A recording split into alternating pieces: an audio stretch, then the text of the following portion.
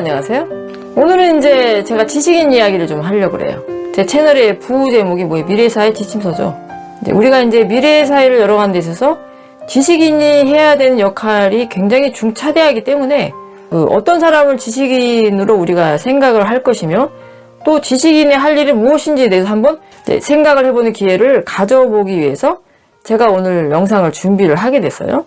우리가 이제 지식인이라고 할 때는 그냥 지식을 많이 갖춘 사람, 전문적인 분야에서 활동하는 사람, 닥터들, 무슨 공직자들, 다 이렇게 우리가 생각하는 그런 부분이 있는데, 그럼 과연 정확하게 얘기해서 어떤 사람들을 우리가 지식인의 그룹에 속한다고 볼 것이냐에 대해서 우리는 뭔가 좀 정확하게 알아야 될 것 같아요.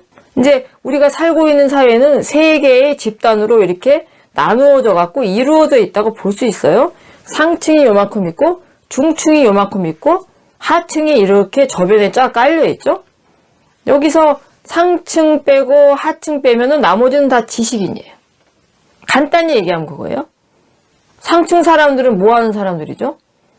사회에서 생산이 되는 경제라는 질량을 이 사람들이 다 끌어모아서 요거를 딱 뭉쳐가지고 요거를 관리하는 사람을 우리가 상층의 사람들이라고 해요.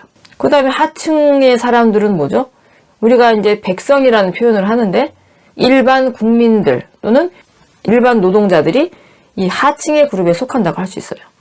이 두 그룹을 빼면 요 가운데 있는 요 중층 사람들은 다 지식인이에요. 물론 이제 지식인도 하층, 중층, 상층 하고 다 그 안에도 다 계급들이 물론 다 있어요. 지식인에도.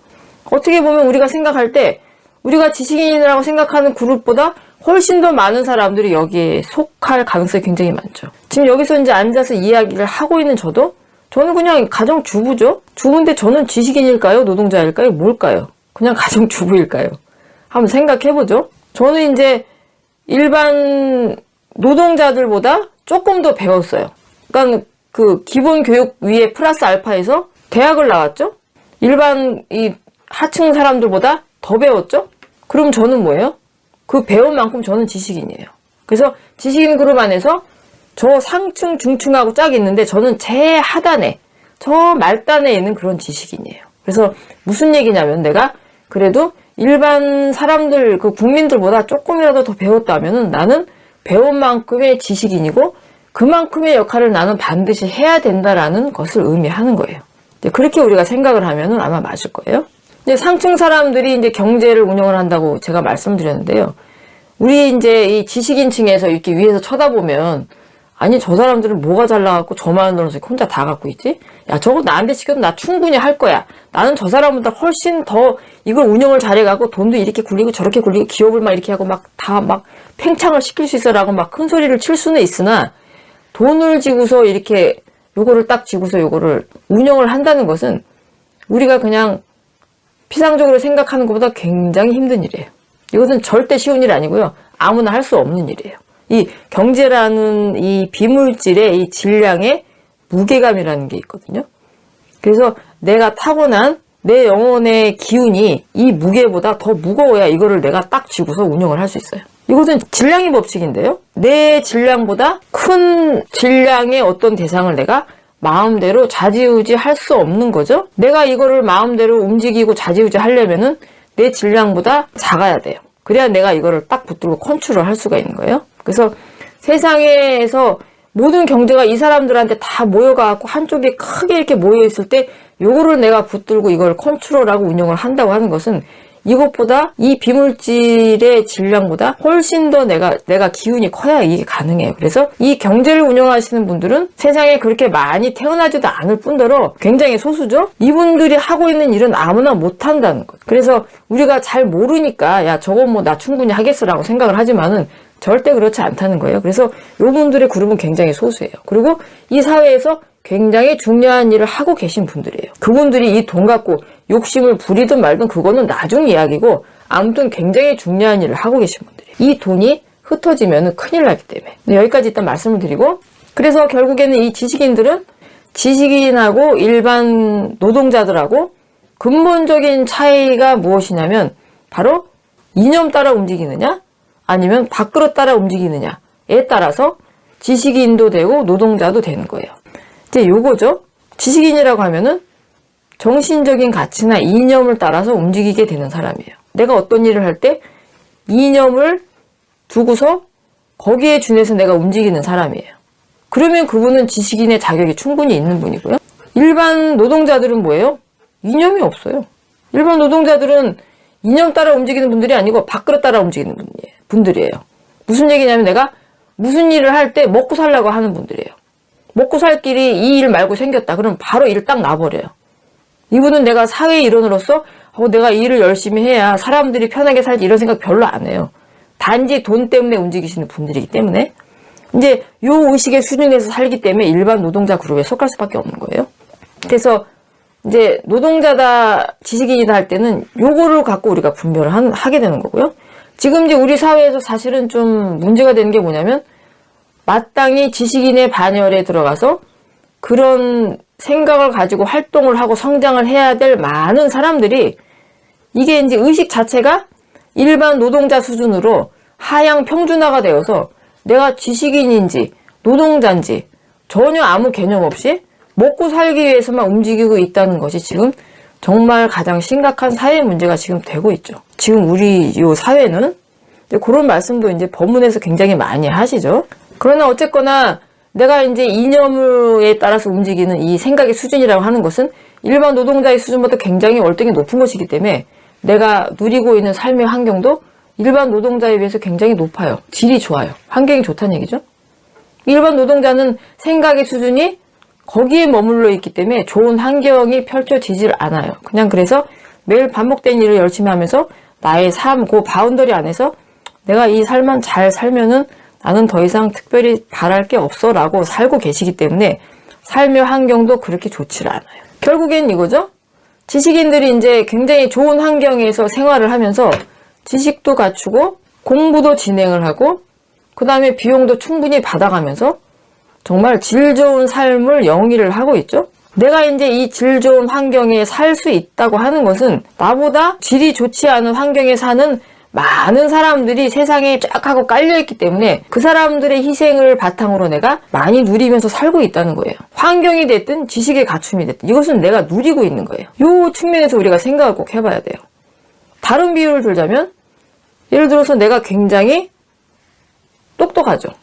이 지적인 재능이 굉장히 뛰어난 사람인데 이 세상에 똑똑한 사람이 한 사람이 생산이 되기 위해서는 나보다 멍청한 수많은 사람들이 쫙 하고 생산이 이미 되어 있어야 한 사람이 만들어질 수가 있는 거예요.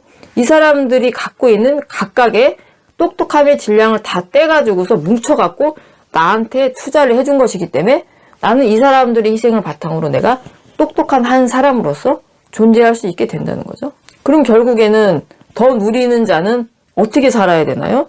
나보다 누리지 못하는 사람들의 희생을 먹고 더 누리고 있기 때문에 더 누리지 못하고 있는 사람들을 위해서 살아가야 한다는 결론이 나오는 거죠. 이건 지식인도 마찬가지예요. 지식인 누구를 위해 살아야 되죠? 일반 백성들을 위해서 살아야 돼요.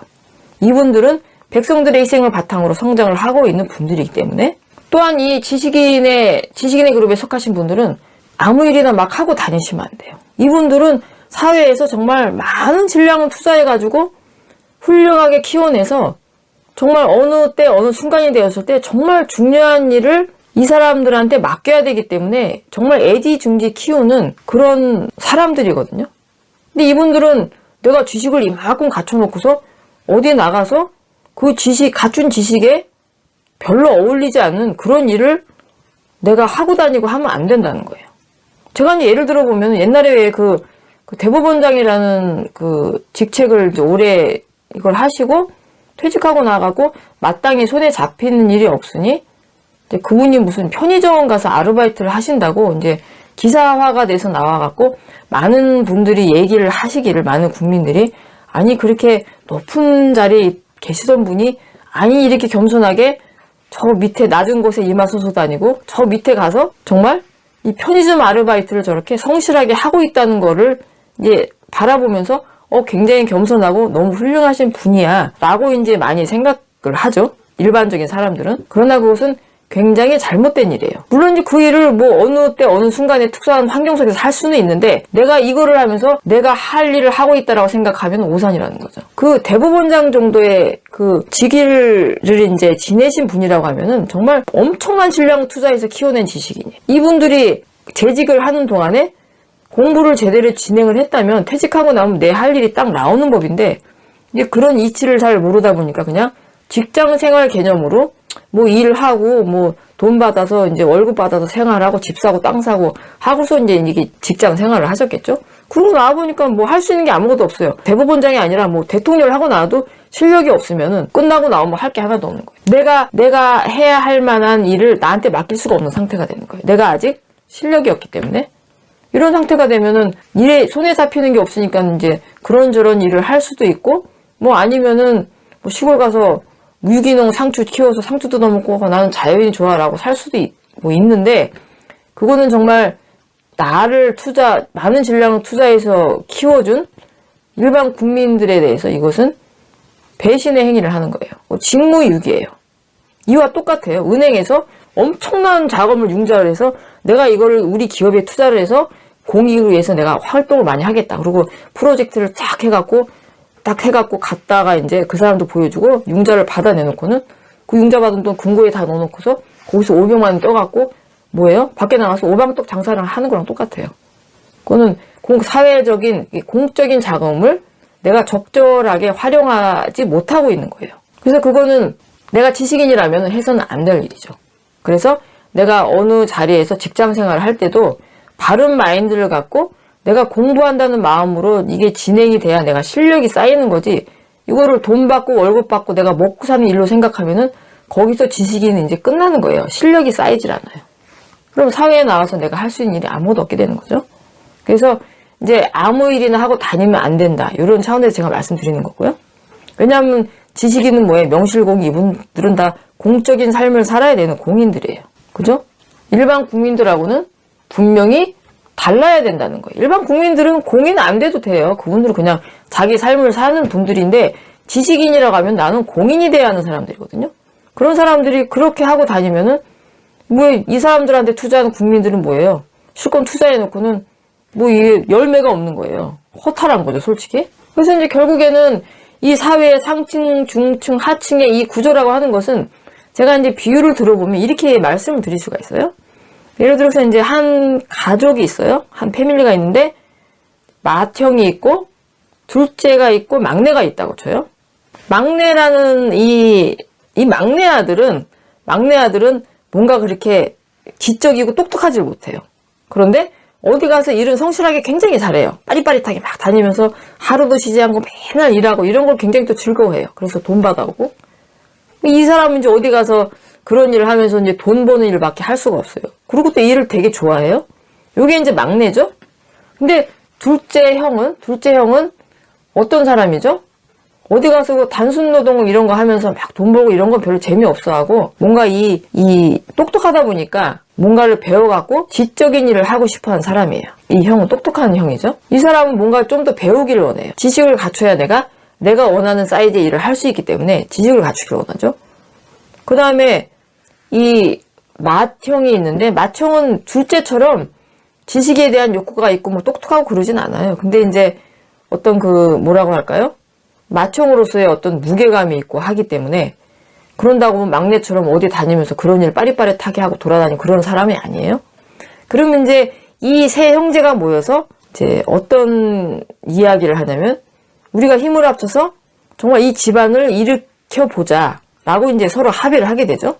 그러면 각자의 자리에서 각자가 잘하는 일을 해야 되겠죠. 공부 싫어하는 막내가 공부하러 갈 수는 없는 것이고 이 무게감 있는 마지가 뭐 여기 다니면서 공장에서 일하고 단순 노동하면서 돈을 막 벌어들이는 일을 할 수는 없는 것이고 그죠?